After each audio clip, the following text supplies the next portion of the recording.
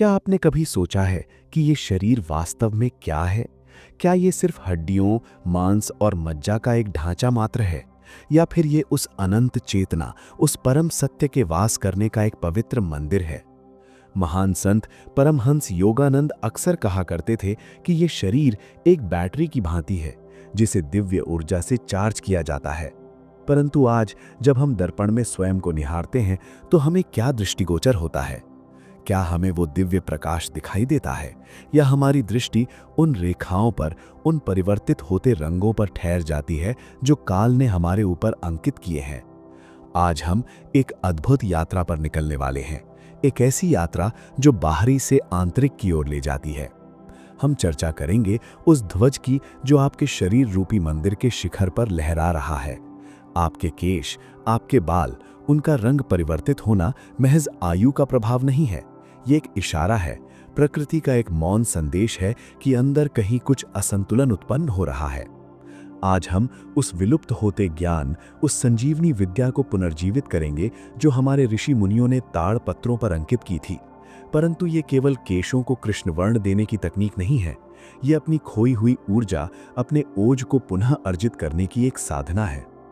जब मंदिर की नींव में अत्यधिक ताप होता है, तो उसका प्रभाव शिखर पर प्रकट होता है। आयुर्वेद शास्त्र के अनुसार हमारे अस्तित्व में 3 ऊर्जाएं गतिशील रहती हैं: वात, पित्त और कफ। जब हमारे भीतर का पित्त अर्थात अग्नि तत्व अपना संतुलन खो देता है, तो वो अनियंत्रित ज्वाला बन जाता है। ये ज्वाला कहाँ से प्रकट होती है? ये आती है हमारे क्रोध से, हमारी अनवरत चिंताओं से, हमारे मानसिक तनाव से। योगानंद जी कहा करते थे कि तनाव मन की वो दशा है जब हम अपनी जीवनी शक्ति को गलत मार्ग पर प्रवाहित करते हैं। जरा विचार कीजिए, जब आप चिंतित होते हैं तो वास्तव में आप क्या कर रहे होते हैं? आप अपनी प्राण ऊर्जा को दहन कर रहे होते हैं, और जब ये प्राण ऊर्जा दहन होती है तो उसकी भस्म हमारे केशों में श्वेतता बनकर प्रकट होती है। आधुनिक विज्ञान इसे मेलानिन के ह्रास से जोड़ सकता है, परंतु आध्यात्मिक विज्ञान इसे तेज के क्षरण से जोड़ता है। जैसे एक हरे भरे वृक्ष की जड़ों में उबलता हुआ जल डालने से वो मुरझा जाता है, वैसे ही मानसिक संताप हमारे यौवन को मुरझा देता है। परंतु क्या यही अंतिम सत्य है? क्या इस समय के प्रवाह को विपरीत दिशा में नहीं मोड़ा जा सकता? हमारे सनातन विज्ञान में असंभव जैसे शब्द का कोई अस्तित्व नहीं है। प्रकृति माता, जो साक्षात अन्नपूर्णा का रूप है, उन्होंने अपनी गोद में ऐसे गुप्त रहस्य संजोए हुए हैं जो निर्जीव में भी चेतना का संचार कर सकते हैं। आज हम उसी रहस्य को उजागर करेंगे। ये मात्र एक विधि नहीं, एक पवित्र अनुष्ठान अर्थात रिचुअल है। किसी भी रचना से पूर्व आधार को सुदृढ़ करना आवश्यक है। किसी भी बाह्य उपचार से पूर्व आंतरिक अग्नि को शांत करना अनिवार्य है। प्रथम सोपान है शीतलता। कल्पना कीजिए, ब्रह्म मुहूर्त का पावन समय है। आकाश में अभी भी नक्षत्रों की मंद आभा विद्यमान है। आप जागृत होते हैं और सर्वप्रथम अपने शरीर रूपी मंदिर का अभिषेक संपन्न करते हैं। इसके लिए आपको किसी रासायनिक पदार्थ की आवश्यकता नहीं है।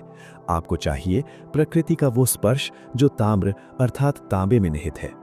ताम्र पात्र में रात्रि भर संचित जल केवल सामान्य जल नहीं रह जाता, वो आयनित होकर अमृत का रूप धारण कर लेता है। परंतु इसमें हम एक गोपनीय तत्व का समावेश करेंगे, कृष्ण निम्ब यानी कढ़ी पत्ता। यह साधारण दिखने वाला पर्ण आपके यकृत अर्थात आपके शरीर के संरक्षक के लिए एक कवच है। जब कढ़ी पत्ते का रस उस ताम्र जल के साथ मिश्रित होकर आपके अंदर प्रवेश करता है, तो वो एक शीतल लहर की भांति आपके पित्त को प्रशमित करता है। ये केवल एक पेय पदार्थ नहीं है। इसे पीते समय ये भावना मन में स्थापित करें कि मैं इस पवित्र जल के माध्यम से शांति को अपने भीतर आत्मसात कर रहा हूँ। मेरी आंतरिक अग्नि अब शीतल हो रही है। ये भावना ही औषधि को प्रसाद में रूपांतरित कर देती है। अब हम उस द्वितीय सोपान की ओर अग्रसर होते हैं, जो इस कायाकल्प का केंद्र बिंदु है। हमारे ऋषि मुनि वनों में निवास करते थे, जहाँ कोई बाजार का अस्तित्व नहीं था। वे प्रकृति की भाषा को समझते थे। उन्होंने पहचानी एक ऐसी लता को जो सूखने के पश्चात और भी शक्तिशाली हो जाती है, तुरई। परंतु हमें हरी ताजी तुरई की आवश्यकता नहीं है। हमें वो तुरई चाहिए जिसने अपना जीवन चक्र पूर्ण कर लिया है, जो बेल पर ही शुष्क हो चुकी है। यहाँ एक अत्यंत गहन आध्यात्मिक संकेत निहित है। जब हम अपनी वासनाओं और अहंकार को सुखा देते हैं, तभी हम परमात्मा के रंग में रंगे जाने के लिए तैयार होते हैं। उसी प्रकार ये शुष्क हुई तुरई अपने रस का त्याग कर अब तेल के गुणों को आत्मसात करने के लिए तैयार है। इस विधि को एक ध्यान साधना की भांति संपन्न करें। एक लौह कड़ाई लें। लोहा आयरन अर्थात पृथ्वी तत्व का प्रतीक है और शनि ग्रह का कारक है, जो रंग को गहराई और स्थायित्व प्रदान करता है। उसमें शुद्ध नारियल का तेल डालें, वही तेल जो मंदिरों में दीपक प्रज्वलित करने के काम आता है। शुष्क तुरई को काटकर उसमें समर्पित करें और उसे अग्नि को अर्पित करें। यह धैर्य की कसौटी है। जल्दबाजी करने वालों को अमृत भी विष प्रतीत हो सकता है। उसे उस समय तक पकने दें जब तक तुरई अपना अस्तित्व विसर्जित करके कोयला नहीं बन जाती। तेल का वर्ण परिवर्तित होने लगेगा। वो पारदर्शी से गहरा और गहरे से कृष्ण वर्ण हो जाएगा। ये कालिमा कृत्रिम नहीं है, ये प्रकृति का अपना स्वाभाविक रंग है। जब ये पूर्णता को प्राप्त कर ले तो उसे 24 घंटे के लिए उसी लौह कड़ाई में विश्राम दें। ये 24 घंटे का विश्राम अत्यंत महत्वपूर्ण है। आध्यात्म में भी ज्ञान अर्जन के पश्चात मनन और निधिध्यासन की आवश्यकता होती है, ताकि ज्ञान हमारे अस्तित्व का अभिन्न अंग बन सके। उसी प्रकार उन 24 घंटों में तुरई और लोहे के गुण तेल के प्रत्येक अणु में समाहित हो जाते हैं। अब आपके हस्त में वो कृष्ण अमृत तैयार है, परंतु इसका प्रयोग कैसे करना है? बहुत से लोग इसे एक कार्य की भांति निपटा देते हैं, परंतु आध्यात्मिक शक्ति के साधकों के लिए ये एक प्रार्थना है।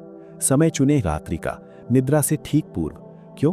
क्योंकि निद्रा समाधि की छोटी भगिनी है। रात्रि में जब आप सुषुप्ति में होते हैं, तब शरीर की पुनर्निर्माण करने वाली शक्तियां सर्वाधिक सक्रिय होती हैं। अपनी अंगुलियों के अग्रभाग से अत्यंत कोमलता के साथ तेल को मूल में लगाएं। घर्षण न करें, संघर्ष न करें, अपने आप से प्रेम करें। जैसे एक पुजारी मूर्ति पर चंदन का अनुलेपन करता है, वैसे ही अपने मस्तक पर जहां सहस्त्रार चक्र का स्थान है, इस औषधि को लगाएं। नेत्र बंद करें और ये संकल्प लें, मेरा शरीर स्वस्थ हो रहा है, मेरे रोम रोम में दिव्यता का संचार हो रहा है, मैं अपने यौवन और शक्ति को पुनः प्राप्त कर रहा हूं। सप्ताह में 3 बार ये प्रयोग संपन्न करें। ये केवल केशों को कृष्णवर्ण नहीं प्रदान करेगा, ये आपकी निद्रा को गहन करेगा, आपके विचारों को शांत करेगा। और हाँ, एक छोटा सा रहस्य और, नास्य। नासिका मस्तिष्क का द्वार है। रात्रि को शयन से पूर्व नाभि में और नासिका में 2 बूंद शुद्ध देसी गौ का घृत डालें। ये सीधे आपके प्राणमय कोश को पोषित करता है। मेरे प्रिय साथियों, ये तेल अद्भुत है, परंतु ये जादू नहीं है। जादू आपके भीतर निहित है। यदि आप जड़ों में विष डालेंगे तो पत्तों पर अमृत छिड़कने से वृक्ष नहीं बचेगा। जड़ें हैं आपका आहार और आपके विचार। अपने आहार को सात्विक बनाए रखें।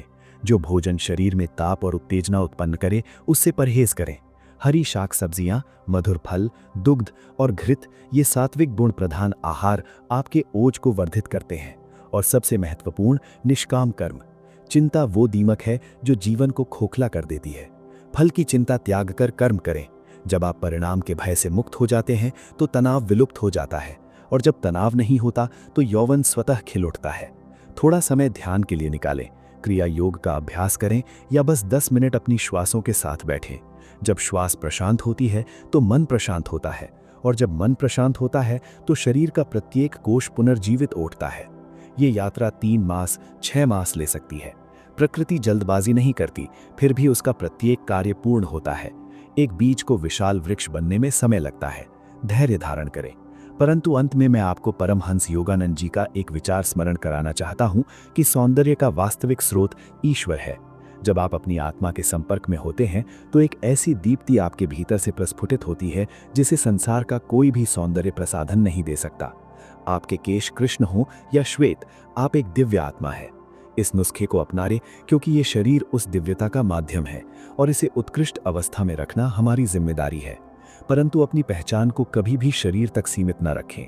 आप अजर हैं, अमर हैं, अविनाशी हैं। यदि आज की इस चर्चा ने आपके भीतर आशा की एक किरण प्रज्वलित की है तो इसे अपने तक सीमित न रखें। ज्ञान बांटने से बढ़ता है। शायद किसी ऐसे मित्र को इसकी आवश्यकता हो जो अपना विश्वास खो रहा हो। उनके साथ इसे साझा करें। हम और हमारा संपूर्ण परिवार आपकी इस कल्याण यात्रा में आपके साथ है।